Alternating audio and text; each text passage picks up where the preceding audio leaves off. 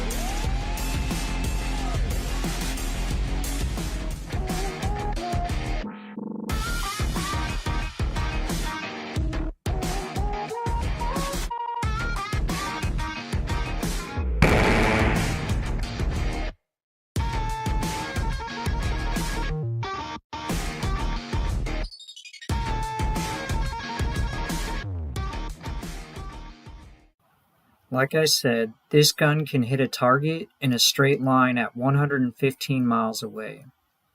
So can I ask you if you know how much drop should exist in that distance? Well, according to the globe model Earth's own dimensions and rate of drop, we know that over 8,800 feet, or over 2,600 meters of drop should exist in this distance. This can be verified by simply Googling an Earth curvature calculator that has the sole purpose of calculating the amount of drop that should exist on an oblate spheroid said to be just under 8,000 miles in diameter. To give some context, this amount of drop is greater than the depth of the Grand Canyon. It's the equivalent of stacking the Eiffel Tower on top of itself over 9 times. Do you see the problem going on here?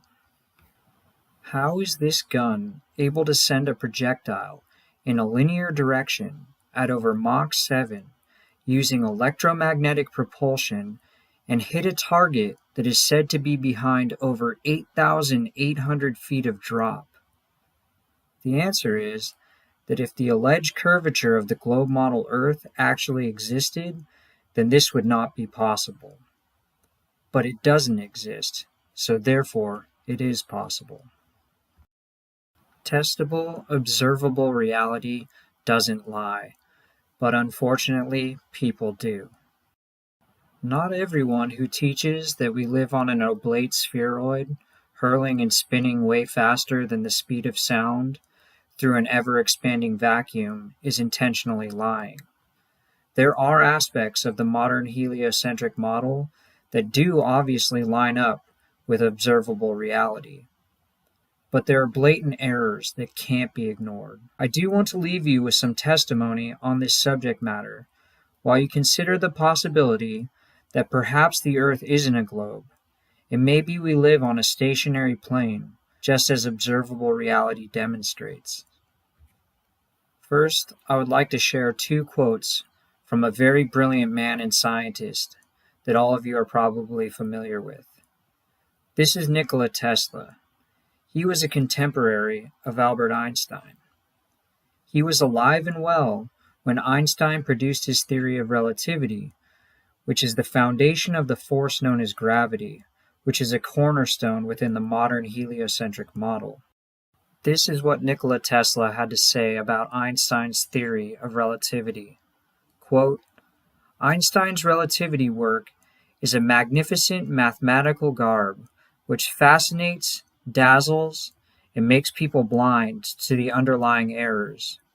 The theory is like a beggar, clothed in purple, whom ignorant people take for a king. Its exponents are brilliant men, but they are metaphysicists rather than scientists. Basically, he said, Einstein's work was fancy-looking, but as a whole was trash.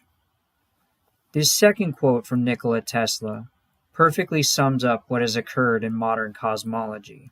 He said, quote, "Today's scientists have substituted mathematics for experiments, and they wander off through equation after equation and eventually build a structure which has no relation to reality." Now maybe you are thinking, yeah, Tesla was a brilliant man, but we have come so far with modern technology, and he couldn't see then what we know now.